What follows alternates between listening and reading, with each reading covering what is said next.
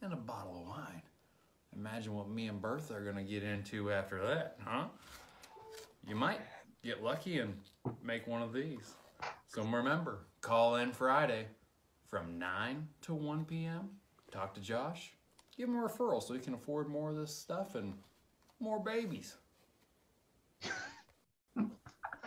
More babies. I didn't catch that the first time. Oh, I love it. I love it. See you there. Valentine's Day's coming Oh, up. hold on. I got it playing. You're gonna want to stop that. It's gonna. Yeah. Let's jump in. I'm super excited. Welcome to another episode of Matt's Monday Mindset Monday. Actually, I got it in reverse. But today we're going to talk a lot about coaching, and this is something that I'm super passionate about. And I have a special guest, Josh Nungesser, who's on with us, who is a coach himself. As a matter of fact, he is a productivity coach in 3 of our market centers, as well as has coaches of his own. So KW Synergy's productivity coach, and also has a really successful real estate team with Trailblazing Real Estate Group. And we'll get into a little bit about, what is all this and what are we talking about throughout the episode. But first, Josh, tell us a little bit about yourself and your family. Yeah, I've been married for 13 years to my lovely wife, Kristen, and she puts up with me and my stupid videos. So she saw me dressed up like that and she said, "Oh no, are you going to ask me to film again?" I said, "Yes, I am." And luckily we did it in one take. So she is just a saint for me to use my children as props as well. I have 3 young boys. I've got a 8-year-old, 4-year-old, and a 1-year-old. Love coaching my 8-year-old at basketball, and it's just a joy to be a father. I grew up here in Central Ohio, grew up in Hilliard, and I played a lot of sports growing up, which we'll kind of get into, I think, here in this conversation. Went to the Ohio State University, so I'm a huge Buckeye. And then I moved to Cincinnati for 10 years. I was previously employed with Walmart for 20 years. I started out when I was 16, worked my way up the chain and ended up running stores for the last 5 years. I love working with people. I love God and golf and bourbon. So getting into the bourbon world has been quite addictive. But that's a little bit about myself. I've been in real estate now for 4 years. I started out as an independent agent solo and started getting busy and eventually formed a team. And so several of my team members are on, Vic and Lauren. And now I am a productivity coach for the last almost 2 years now. So excited to be here, Matt. Thanks for inviting me. Yeah, no, again, we're definitely going to get into the sports versus business coaching conversation in a little bit. But I guess to kind of paint the picture, the video that we were watching is a reverse bold 100, which is something that I know that you kind of specialize in, and you've gotten to speak in front of the region. Do you want to kind of explain for our viewers who weren't part of our conversation coming in, kind of what that is and why we started with that video? Yeah, I attended Bold when I literally got licensed in February, and I think I attended Bold on a scholarship in March. And it was one of those kind of life-changing events where you go and you focus on your mindset and stuff. But I got some tangible takeaways from that you can implement in your business. And one of those things is the Bold 100. The Bold 100 being where you call 100 people in a day. And so that sounds really challenging, right? And it is, but you can have a lot of fun with it. What's even more fun though, is to get 100 people to call you. And if you weren't on before we started here, we showed a video of me promoting an upcoming Reverse Bold 100 that I have coming up on Friday. And if you couldn't tell, I have some fun with these things. My whole idea behind this is Valentine's Day is coming up. And so why not tie that into the business? You're going to be doing something for your date anyways. So why not try to win a really cool free date out of it? And so we're happy to give something away. That's what we use to entice people to call in.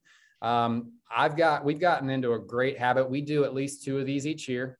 The last time we did this, I think we had 109 calls and we received about 20 leads. one of which is already closed, and then several other things that are more like nurtures. But it's a great opportunity where people call in and you establish the rules ahead of time to say, hey, here's the deal. You can win this if you call in, but you're going to get 5 additional entries if you send us a referral. And so people know why they're calling, and it's a beautiful thing, and it turns into actual dollars and cents for our business. Yeah. And do you recall off the top of your head, not to put you on the spot, but ballpark, how many of those referrals ended up actually closing? Yes. I did one this time last year where we only got 58 people to call in, and I was bummed, but 4 closings came from that. Okay. So 4 closings came out of the 58. And that led to cumulative. I've got 6 closings that have happened from reverse bold 100s, equivalent to about $70,000 GCI, I want to say. And the class you took where you learned that, what did that cost you? Bold, I was able to get a scholarship for, so it was only half price, which at the time was $400. But the key is that our Keller Williams offices, they look out for our agents, and they will reimburse you for your first several transactions that occur because of bold.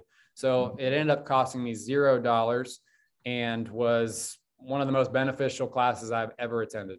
Yeah, love that. I'm glad you got that. Not to sidebar, but next time bold comes around, if you have the ability to go to bold, do it. It will change the way you think and your actions. Yeah, and you don't have to be part of Keller Williams to participate in that. So no matter what brokerage you're at, if that's something you're interested in, just reach out to one of your favorite local Keller Williams agents, and we'll be sure to get you that information if you're interested. And then if you're inside KW, definitely want to be there. One of the best trainings year, changed my life also. We can talk more about that in a future episode. So let's dive into coaching. Actually, before we dive into coaching, I wanted to give some validity behind Josh, some things that he did mention when he first was introducing himself. Rookie of the Year 2018 inside the whole Keller Williams office that has 100+ agents in it, by the way. Also top 10 under 40 in Columbus in 2019. And then in my notes here, I have DESDAT 2021. I got to know, what's DESDAT? Well, man, I'm glad you asked. It was quite embarrassing. At our awards ceremony for Christmas, our Christmas party, we do fun awards, and people feel that my jokes are a little corny, kind of like your father's jokes would be. So, dad jokes. I won that award. So I wasn't pleased necessarily, but I guess I won something. So, well, as a fellow dad joke, I guess you could say expert, I appreciate the award. And I'm a little jealous that I haven't won that myself. It means your dad jokes must be a little better than mine. So, or worse, probably. Yeah, exactly. So, this is, we start this with mindset always. So before we dive into the coaching aspect, how has, your mindset really helped you grow your business and or affected, whether it be your trailblazing or with the coaching side? Boy, so I grew up going back to sports. I grew up in athletics my whole childhood life, and it really planted the seed of my competitive nature, I guess you could say. But I was very blessed to always grow up playing on some pretty darn good sports teams. We always had winning record. I don't believe that I have ever been on a team that had a losing record in anything. And I'm not saying that to brag. I'm saying that has, between the coaching that I received and the end result, I really feel that it geared me towards being successful in anything that I do, because I understand, I think, what goes into being successful. And you can win the day. And that's kind of my mantra, is like, hey, at the end of today, what can I do right now to look back and say, I won today? And sports taught me that. So it taught me teamwork, where it's not just me doing it all on my own. And I think you'd agree, Matt, like you rely on so many different, people, processes, systems to help you get to where you want to be, which is ultimately with that W at the end of the day. but it really just taught me confidence as well. So athletics above all else teaches you to be confident, because if you're not going to perform well. If you're, timid, you're not willing to take the shot, well, you're going to be sitting on the bench, right? And so it kind of forces your hand. And I feel like it grows really strong structure. Now, if you did not grow up in sports, I want to give you a vote of confidence that you can still have that same mindset, this killer mentality, and in anything that you do. But that's just one thing that helped me. I think winning became a habit for me, though, and something that once you get a taste of, you never want to let it go. So, again, going back to, if you're not in athletics, if you're not a sports person, like, when do you feel that passion for winning? Like, when do you win? And can we create a habit out of that? So, I basically just built momentum into from sports, and took that into like academics. So, school was fun for me. I enjoyed learning. It taught me a lot. I had a lot of great mentors, and I was very fortunate to grow up in a really good school system with some great people that taught me. I would say growing up in sports has definitely impacted my mental fortitude, probably above all else. And then I go back to Bold in this industry, speaking just transparently, like, I think you'd all agree that when you get your real estate license, you're like, great, now what the heck do I do? Because I have no idea. And that's who I coach, essentially, a lot of you on this call. But Bold was one of those things that really changed my mindset. So mindset was like a lot of negative self-talk beforehand, before Bold. And one of the things that you do in Bold is they give you a bracelet. And one of the challenges that they have for you, there you go, Matt's got it, over the 7 weeks that you're in this class, is to, anytime you identify yourself having a negative thought, to just snap that bracelet. It's a physical reminder that you need to change the way you think. And so they talk all about, mental ruts that you literally physically create in your brain with negative self-talk, negative thoughts. And so when you can change those things, though. And so Bold was really awesome to put a spotlight on that, a magnifying glass on me introspectively, to change the person that I was and to become a more positive individual. That parlayed into the patience that I exhibit in my life now, where, I used to be one of those guys who would, flick off the person in front of me who just cut me off. And now I'm just like, they have somewhere to be that's more important than I do. And another thing that's contributed, and I think I'll sum it up with this, is just my faith life has incredibly impacted my mindset, knowing that there is a much greater significance to our lives than just, the here and the now, the dollars and the cents in our bank account. Like, understanding there's real purpose to our lives, and that's Jesus. I'll say it. I know not everyone likes to talk about it, but I talk about it a little bit in coaching and stuff. It's really important to have that faith component of your life, because Gary Keller says it this way. He says our lives should operate with faith first, family second, and then work. And I fully accept that. And it has helped me with my mindset greatly.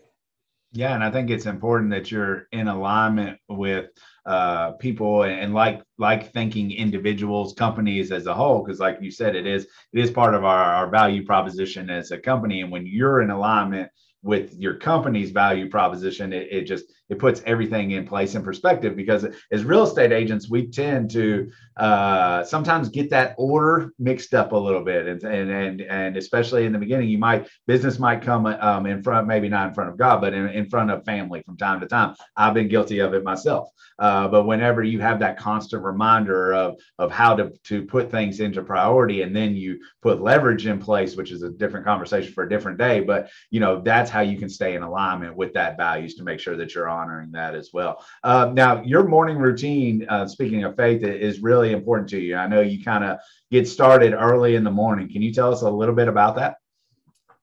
Yeah, this has been a game changer. And I would encourage anybody, if you don't already, to wake up with the right foundation in place. So I wake up, just giving you my snapshot. I wake up at 5:30 every day, Monday through Friday. And the reason for that is I have to beat my kids up, but also I was at like a conference, a realtor conference or whatever. And there was a panel up front that talked about their routine. And these were all really high performing agents. And they were asked this question, like, what time do you wake up each day? Because it sounds like you get a lot of work done each day. And every single one of them said like 4 a.m., 5 a.m., 6 a.m. Not one of these top performing individuals slept in. And it got me thinking, like, what change can I make? So I've adopted this 5:30 wake up routine where I literally wake up every morning and I say a prayer, just praying for provision for the day and guidance and wisdom. And then I have some quiet time where I open up the Bible, I read through a chapter, or, view a smart plan on the Bible app. And then I reflect and actually journal. Journaling has happened within the last 2 years, and it was something that I didn't feel comfortable with, but at the same time, it's a mindset thing, right? And so we're starting our day off with a firm foundation of positive mental thoughts. And the most impactful part of my 30-minute quiet time at 5:30 is when I just sit there and I write down things that I'm grateful for. So I literally write down 3 gratitudes. And I can literally feel a click in my mindset, because you're shifting your thinking from all the tasks that you have going on today to the things that make this life worthwhile. And it's really impactful. So if you don't already, at the very least, adopt that. Like, wake up and just write down 3 things that you're grateful for. And that will really gain some momentum in your day. So anyways, after I journal, do a little quiet time, I work on my physical self. So I address my mental, I address my faith, and then I address my physical standpoint, because we want to take care of these bodies while we got them. And so it's either a run, a jog, some push-ups, sit-ups, etc. But ultimately, really by 6:30 or so, I've already knocked out some good headspace and some good physical space. So the rest of the day can then shift focus to family and to work. Yeah, I love that, because you got to pour into yourself before you can pour into others. And I know that's something that you really understand. Me and my wife were having this conversation the other day, and she said, how come your alarm goes off at 5:15, but you don't get out of bed till 5:45 or 6 or whatever it may be? And I'm doing the exact same thing you're doing mentally, just laying in bed. So for me, it's gratitude, starting with gratitude. Then I go into what have I accomplished recently? Because a lot of times I tend to personally focus on what I'm not accomplishing and not all the good things that I've already accomplished. Then getting into my affirmations, followed by a visualization exercise I do for how I want my day to go. So I love the morning routine. I think it's a huge portion of everything. And Matt, I'll also say this: you actually forced us all in leadership to read a book this past week, and it was what was the book called? I don't have it in front of me. The Successful Teams, 12 Successful Teams. And in that book, it details the author works for this person who runs a really successful and engaged team, and he gave a practice where every night before bed, he sits there and writes down 3 things that went really well today. And 3 things he wants to do really well tomorrow. And so your last thought before your head hits the pillow is a bunch of positive thoughts and positive foresight to tomorrow. And I love that thought. And it's something I'm trying to adopt now as well. Yeah. And that's something that I've been doing for a while. And I'll tell you, kind of that in journaling, you touched base on journaling. Those 2 things kind of shifted my not only my mindset, my life, but my productivity, even, because I was able to get my thoughts out on paper versus just in the air. But let's jump into coaching. So before we get into kind of some questions that we worked through before this, you brought up athletics before, and whether it's athletics or music or, chess club, ballerina, whatever you were into, everybody as a kid was into some sort of extracurricular activity. And at that point, we all had a coach, a mentor, somebody who knew more about what we were doing, showing us the ways and helping us approve and holding us accountable. And the reason I wanted to put this together, and I thought Josh was the perfect person, is when we become adults, for some reason, we feel like we no longer need that guidance. So I wanted to put something together where, we talk about, as, no matter where you're at, from childhood all the way up to adulthood and beyond, what is the impact of coaching and what can it do for you, and why you should never get away from having either a coach, a mentor, or somebody to help you in various aspects of your life. So, Josh, when it comes to you and coaching, who's the best coach that you ever had and what made them great? Yeah, this person didn't have the title of coach. They were actually my first manager at Walmart. And you all know people of Walmart. Well, it's true. Like, there's some crazy people that shop there, but also that work there. And I was one of those as a 16-year-old kid who honestly was just there to collect a paycheck. Me and all my buddies worked there in the same department. That was a huge mistake on management's part, because we were the worst workers for a while there. But the guy's name was Robbie Powell, and he was my department manager out in lawn and garden. And one day he stopped me. I was just, straightening up shelves or something. I was actually doing work for once. And he stopped me and said, "Josh, do you realize, like, you could be really great at this if you just tried?" And it was one of those things, it almost like chokes me up, because it's that little piece of encouragement that reset the trajectory of my entire life. And I still remember the area that I was standing and the conversation, that I just shook my head and I was like, you know what, you're right. Like, I'm capable of great things. And that really parlayed itself into my mindset of anything that I do in the future. Like, you could really be great at this if you just tried. And that goes for me in real estate. That goes for me as a basketball coach for my 8-year-old, kids team. But it's a little statement like that. One sentence. It took him 10 seconds to encourage and just motivate me. And it like I said, it changed me completely.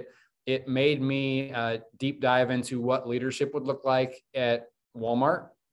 And it saw me project all the way up to a store manager. And when I finally got my store manager's job, I actually reached out to him and just said that, "Hey man, I really appreciate you. This is a huge opportunity for me, and I would never be here if it weren't for you." And so coaches, I think, can come in a multitude of different forms and fashions. It doesn't necessarily have to have the title coach. Yeah, I agree. And one part that is why I always say coaching or mentoring, because it could be that role could be a mentor for you. And it's the building up of somebody else is the most impactful thing that any coach, mentor, leader, anybody could ever do. And I know he had a huge impact on you. Now, fast forward into your real estate career. How did coaching help you, and how could could you say it really changed your life as you transitioned from, the Walmart world to the real estate world? Yeah. I mean, the Walmart world, what you're signing up for, right? I mean, in retail, there's job description, it's formalized. There's a huge system in place because it's a giant monster. Well, real estate, get your license. And going back to what I said earlier, it's like, cool, I got my license. Now I have no idea what to do. Literally none. And it's crazy to think back, like, who signs up for something without understanding what the future looks like? And yet 9,100 people here in Central Ohio have done that. That's how many people are licensed in Columbus. So I was fortunate enough and the reason I signed on with Keller Williams, this is a shameless plug here, was because I knew that I was going to be trained up from a person, not a website, not a video, from a person that I could actually go to and talk to about whatever issues I was having. And so that person for me was Tabitha Gussler. She was my productivity coach my first year. And honestly, I credit her completely with everything that I know in real estate, because she came to each one of our one-on-one meetings prepared in case I didn't have something, but I would always have like 10 questions for her because I was aggressively charging after success. because going back to what Robbie Powell told me, like, if I just try, I can be great at this. And I knew that. And so that goes to anybody out there listening to this. Like, if you just try, you can be great at this real estate thing. But the trying part is the key. So you have to pursue aggressively your coach. And I probably blew up Tabitha, once a day for a while there. But she was always super receptive and able to get back to me in a timely manner, which I truly appreciated. And so, when the time came for me to consider, somebody approached me to become a productivity coach, I looked back at my time with Tabitha and said, if I can be that for anybody else, just one other person, like, I will have made a huge difference because she was invaluable to me. Oh, 100%. And, whenever you are getting into the professional development side of it, I'm a big believer, the further you develop as a person and in all aspects of life, the further it's going to help you professionally as well. So could you speak to, as far as coaching or mentorship or just overall development of various other aspects, not just business? Yeah, my wife and I we do a couples retreat every year. It's right after Christmas normally. And what we do is we plan out our year ahead. And we call it family planning, basically. And we focus on 5 different, we call them capitals of life. And if you think about it, pretty much every facet of life will fall into one of these 5 categories. And that's physical. So in physical, like, when we talk about a coach, we might be talking about like a workout partner, or get a gym membership and actually get a fitness coach, right? Somebody that can hold you accountable and get you to meet your goals. That's what a coach is in that field. So we got physical, we got financial. Do I have a financial planner that I can bounce ideas off of, or who can guide me appropriately, especially come tax time, right? A CPA. Intellectual. So that could be something like work intellectual, or, a book club maybe that holds you accountable to fulfilling your reading goals. And then we've got relational. So, maybe your wife could be your coach, or your husband could be your coach, your partner could be your coach, and force you to get out of your comfort zone a little bit and go meet those people. Hey, come with me to this social gathering because I want you to meet my friends. And then the last capital for me is faith, spiritual. And so for us, that's church, and maybe being involved in discipleship. What does that look like? Well, it's just a mentor essentially, or a coach that is just one step ahead of you or at the same level as you, who can help guide, direct, and facilitate you meeting your goals. So coaching, again, most coaches, I would say, don't have the name tag, right? If you think about the people in your life that are the most important to you, that are the most impactful, they're probably honestly just a friend. But if you don't have somebody within each of those 5 capitals that you feel can guide you, I want to encourage you to go pursue that actively. Like, as I say that, maybe somebody comes up in your mind, like, oh yeah, John would be really good at holding my hand to the fire a little bit more with my reading, so that I can grow and be smarter. But basically, all these people are aimed at stretching you and making you the best version of yourself. Yeah, and I think that's the key is how do you continuously improve and get just even 1% better every day in every category of life. And if you continuously do that, you'll accomplish everything that you set out to achieve. So I love that. Let's talk about business coaching. So why is business coaching so important? At the end of the day, for me, like, business coaching was so important because I knew I was going to have to report numbers. And if I know that I have to report something, then I'm not going to be embarrassed. And I'm going to have my ducks in a row, and I'm going to get the work done that I said that I was going to. So essentially, the first thing that I would say is accountability is the main reason, and we all need it. Like, I want to pause on that. We all need accountability. Gary Keller, guess what? He's a billionaire. Do you think of all people, he would probably say, I could probably go without coaching? No, he has coaches. He has people. Linda McKissick, she's a millionaire just in profit share in our region. she has coaches, because we're always striving to get better. And if we're striving to get better, what do we need in our lives? Accountability. Accountability. Yeah. So number one, first and foremost, accountability. So for me and my coaching program, what that looks like is a weekly phone call. We report out every once in a while. I send out collectibles aimed at getting responses for how many real estate contacts did you get this week? We talk about lead generation a lot, because we need to be held accountable to hit our goals. At the end of the day, like, if I want to make $100,000 in this industry, it's super easy, actually. I just need to do the work to get there. So if I'm going to do the work all on my own, I don't know that I'm going to get there. But if I have a partner who's holding me accountable, then I'm going to get there. There's some proverb, I don't know exactly how it goes, but if you want to go fast, you go by yourself. But if you want to go far, you go with a partner.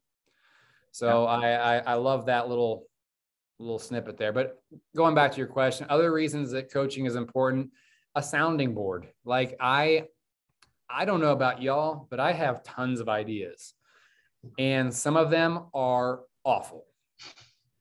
And that video that I released today is I wasn't going to say it. You'll find that I don't embarrass easy, and I like to make a fool of myself, which is kind of, anyways. But a sounding board to just say, hey, Josh, or for me, Tabitha, you've been here before. You've been on top of the mountain. You know your stuff. Here's an idea that I have. What are your thoughts? But also advice towards making that idea better or refining it. And so a sounding board is super important. And that's something that I can provide. Another tangible thing here through coaching is I do office hours every Tuesday and Thursday from 12:30 to 1. It's a simple half-hour Zoom line that our coaching agents can pop on, ask questions, and basically I'm just a sounding board. And sometimes other agents are on there to answer their questions too. I love it. It's like a mini mastermind. Other reasons coaching is important. Hey, real quick, Josh, before you go on that, I was just sitting here drawing out these triangles, and it's something that we talk about amongst Keller Williams, and it is about building a business based on models so that you have a stable foundation versus building a business off of creativity and trying to add models on top of it. And I think that this is a huge point to what you're saying is that coach or that mentor is somebody who is ideally at your level or a level above you and has been down that road before and can provide you with the models that have worked instead of us just instantly going out and getting super creative, right? If we stay in the framework of the models until our foundation is built, then we get creative on top of the models in order to supplement the business. Yeah. It's important to think before you act, but ultimately to act. And that's where, going back to number one, accountability. So if you say you're going to do something, let your yes be a yes, and you actually go do that thing, even if it stretches you. And that's where I feel like a good coach will help guide you, or sometimes push you off the ledge towards that action that you know you need to take, but you've just been hesitant because it's out of your comfort zone. We talk about this all the time. The magic doesn't happen right here in this bubble that's your comfort zone. All great things happen outside of that. So Victor, you're on. You've said this before. I'm trying to get comfortable being uncomfortable. That is the best learning that a human could ever have, because that's where magic's going to happen. Mm-hmm. So going back to your question about like why business coaching, I think advice is really key. And the cool thing about like my coaching program and how I kind of sell it to people who are interested in getting a real estate license is you're going to learn from somebody who is doing it at the same time. So I tell people, I'm in the ditch with you. I'm just trying to get to that next ditch. And so I'm maybe one step ahead of you. I've got some really sound advice of things both to do and not to do. Like I have failed greatly, but we don't classify that as a failure because we learn from it. Right. Yeah. And so it goes back to that, comfort zone. Like I'm comfortable failing now. Like I'm trying new things. I've spent, I'm not ashamed to say this. I spent $500 a month on internet leads from a group that I won't name. And it was a epic failure. And I was committed to it for 6 months. I tried it. I endured it. And I failed at it. And I learned not to do that and learned to maybe guide others towards a different direction. Mm-hmm. So that learning is invaluable. So I can save y'all $3,000 real quick if you want. And so that's worth its weight in gold there. Another reason though, is I love the networking component of coaching. A good coach knows other people who have been exactly where you're wanting to go. And so I like to bridge gaps. I like to connect people. I'm a huge connector. Whereas, if a brand new agent has a question about, hey, I need a title company. Do you have a recommendation? Boom, got you. It's in your inbox. I need a lender. Boom, got you. And you're not hearing from that lender who you don't know if you can trust. You're hearing from somebody who actually has a network that is using that network and can help you without any hiccups to your business. Because my first year, I went to those coffee meetups with those shady people and I gave them business only to learn that they were shady and I shouldn't have done that. So not only networking for vendors within the field, but also networking with your peers. I love the fact that we have group coaching, especially when we just open it up to open conversation. It's the best thing out there because you're hearing from your peers. You're learning what they're doing and what they're not doing. And you can, I say this all the time, steal shamelessly from the successes that they're having, and then don't repeat the things that they're not doing well. And so the networking opportunity, but also the chance to push each other it's really great. It's like, if you go back to that competition into play, the team mentality, right? So if you're on a basketball team, well, internally, I want to sell more units. I want to make more baskets than Johnny next door. I want to sell more houses than Johnny, who's on the coaching call, right? And so when you see other people being successful, it pushes you towards a new trajectory.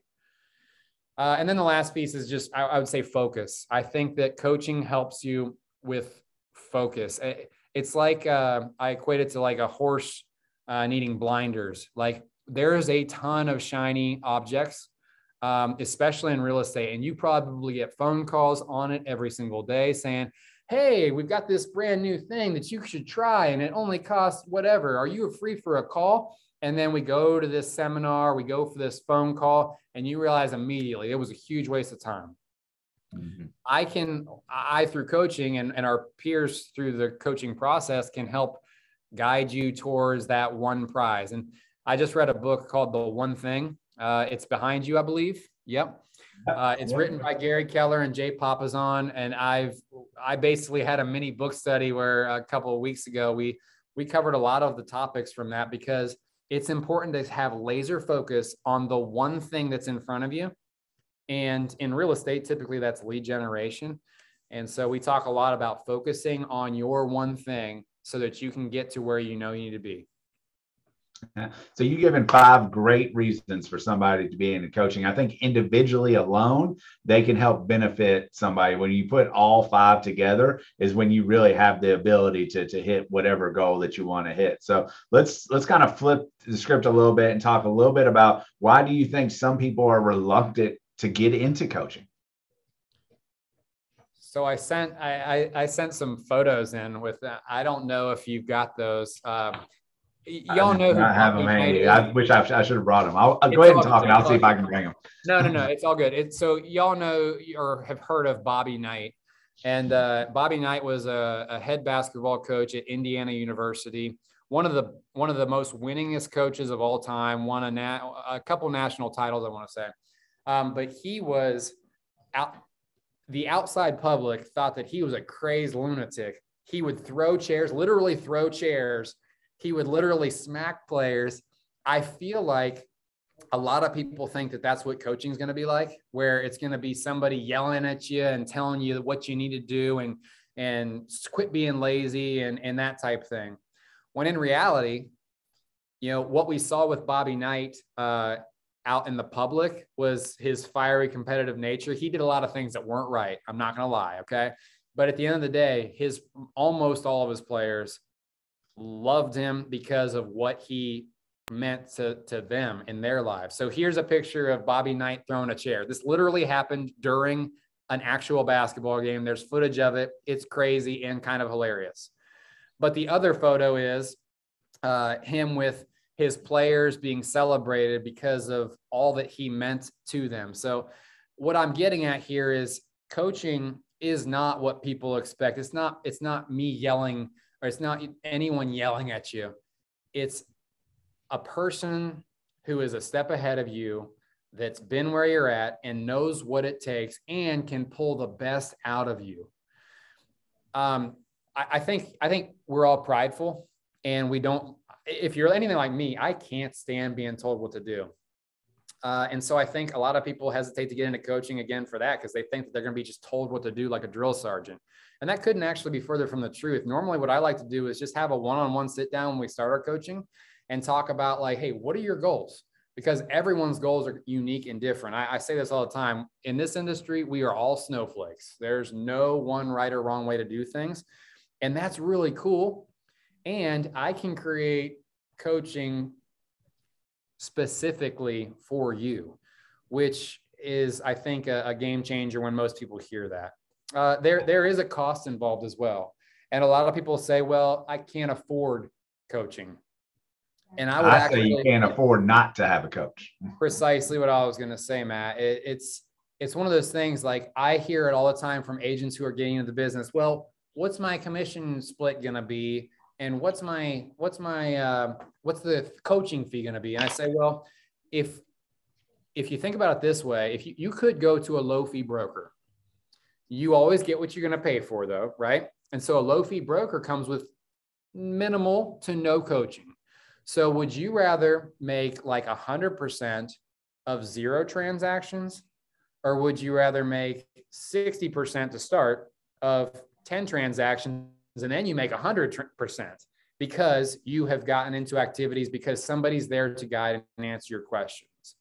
So the cost is a very short-sighted thing to think about. If we're really thinking about being the best versions of ourselves, we need a coach. And honestly, the best coaches out there, and there's people that are way better than me, they cost a lot of money.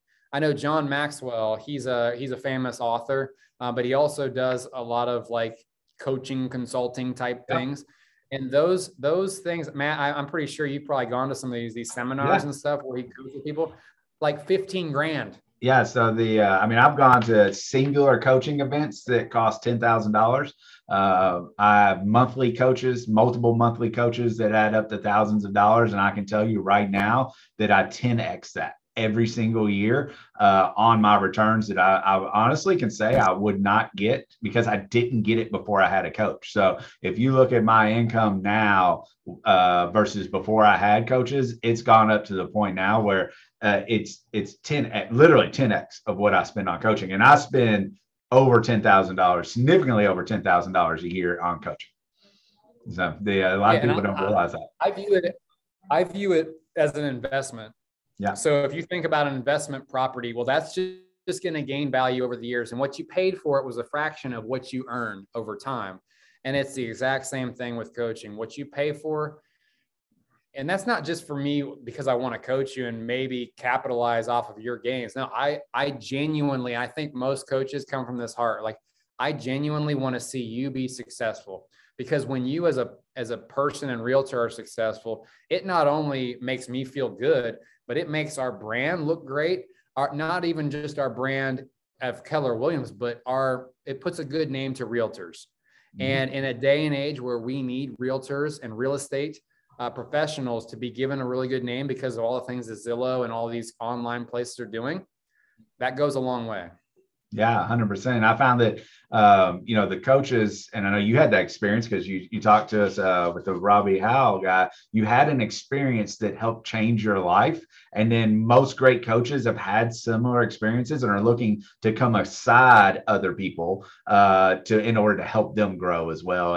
And that and having a servant's heart, I think is two key features as a coach. And speaking of, like, for your coaching style, your particular style, how do you define yourself as a coach? Yeah, I feel like I lead with experience. And so to be able to be top, so I hang my hat on this. I'm a top 5% agent in Central Ohio, which I feel like is a good achievement for myself and for my team. And I've got more goals. I want to be top 1% now, right? And that drive and that passion, but also experience, lends itself really well to being able to answer questions pertaining to how to build a successful business. Because at one point I started out with zero, right? Like we all did. And so I lead by experience. I give a lot of personal anecdotes, things that are happening or have happened that I feel like tell a story. I'm more of a storyteller. I don't love to just like read from a book of like, here's how to do this. I like to kind of have fun with it. But I am big on and it's funny that you asked me to help with this mindset call, because I'm huge on mindset. We talk about routine every single time. We talk about every single coaching that I have. I talk about the way we think. If we need to think about the way we think, which sounds crazy, right? But you know, sometimes I wear different hats. I feel like I'm a psychologist, a guidance counselor, a realtor, but honestly, at the end of the day, like I want to be a friend to that person. I feel like if I'm being a friend to you, then I really do have your best interest in mind. And it's really cool because I get to know these individuals in our coaching program so much better, because not only are we meeting once a week on our group coaching call, but we do activities in the brokerage. I'm following you on social media and getting a chance to learn more about you. You know, we've got agents on here that I'm able to promote their businesses. Like Alex is a brand new agent with us. He's got a landscaping business. So why not promote you? Because I want to see you be successful in all aspects of your business. But you know, I'm just rooting for you. I'm a huge cheerleader. I gain when you gain, I guess is the best way to say it. I just, my heart is full, and that's where I gain energy. Like, I learned from the one thing, and through like your unique talent assessment that we've recently done, which I'll talk to all you in coaching about soon, like focus on living your life in your unique skill sets. And for me, like, where do I get energy from? I get energy from seeing other people succeed. So that's my style. I'm just a big cheerleader for our folks. Yeah, and what is one difference, or multiple if you want, but what's the biggest difference in your mind in coaching and mentoring? I had to look this up because I don't know that there's a huge difference. But I would say a coach is pretty high level, where we're talking philosophically and trying to get you to hit a high level target. Whereas mentoring is maybe with the day-to-day minutia, the granular version, the in the weeds, like, hey, Josh, I'm struggling with this. Can you mentor me on how to fix this? So I feel like coaching's high level, get you to your goals. And then, you know, mentoring might be just the one-off more. So I totally agree with you. I take a slightly different approach on it. A coach to me is somebody who's had formal training around coaching, specifically who has gone from how to change the mindset of somebody, how to change, a mindset of abundance, a mindset of worthiness, a mindset of I can do this, and then also how to take that mindset and puts it into actuality, meaning activity, like we had discussed before. So, coaches typically have coaches. So I know you have a coach that helps you specifically with your coaching program. A mentor might just be somebody who has done it before. Not to say that they know any less in terms of the actual product or the process, but do they know how to get you from point A to point B, which point A being the mindset behind it, to point B having such a strong belief that you can't imagine not doing the activity. And then also, like you said, staying in your unique talent. So I think that for me is the difference. I've had a ton of mentors like that have produced more production than I have in real estate, and they've helped me greatly. I've had coaches who have never hit my level of production and have been able to equally help me because they were able to help me overcome a mindset hurdle. So in my mind, I think that's the biggest difference between a coach and a mentor is the formal training to take somebody from a mindset to an activity in order to hit a desired result. That's great. I like that. Now this is something that we talk a lot about. How about accountability? I think that's one of the biggest parts of coaching. So what are your thoughts on how important accountability is? Yeah. And I ride the line on this a lot, because I'm the type of person who deep down inside, I want to call you out. If you're not performing the way I know you're capable of performing, it takes all my energy to not call you and say, what is going on, man? You're capable of so much greater. And yet, I understand we're all realtors, and sometimes we have good days and sometimes we have bad days, but without accountability, honestly, we don't grow. And some people are capable of having an immense amount of willpower, and you can achieve a certain standard with that. But what's going to get you to the next level is accountability from somebody outside of just yourself. Because we all get lazy every once in a while, some a lot more than others. At the end of the day, though, if you have said to me, here's what I want to do, here's where I want to get, then I know how to get you there. It just takes this, and this to get you there. And so I'm going to hold your hand to the fire and say, hey, you mentioned that you wanted to sell 30 homes this year, but your activities are not lending themselves to selling 30 homes. So just that one sentence provides some accountability and hopefully a spark to allow you to overcome whatever is in your way, whatever excuses there are. And we all have them. But at the end of the day, I always love this quote, no excuses, play like a champion. And that goes back to sports, but it can just mean no excuses, win the day. Okay. Are you going to let excuses rule your life and be a bum or be a mediocre agent all your life? Or are you going to reach through that ceiling that you're experiencing, that mental hurdle, and break through? And that's what accountability is to me. I couldn't have gotten to where I am and where I'm going without people in my life that hold me accountable. So I love that, because you nailed it. It's for highly driven people, especially, we all have that little moment where we're less driven. No matter how hard we drive ourselves, there's going to be that moment of you wake up that day and you're like, hey, you know what? I don't feel like growing the business today. And I think it ties into two things. Number one, your big why. What are you doing this for? And being crystal clear behind that to be a driving factor. And then number two, the accountability piece that you're bringing into play of, hey, on those days, and it's not just a singular day, in those periods, which could be a week, a month, multiple months, it's somebody who will help you stay focused even when you're not ready to focus yourself. So I think that's huge.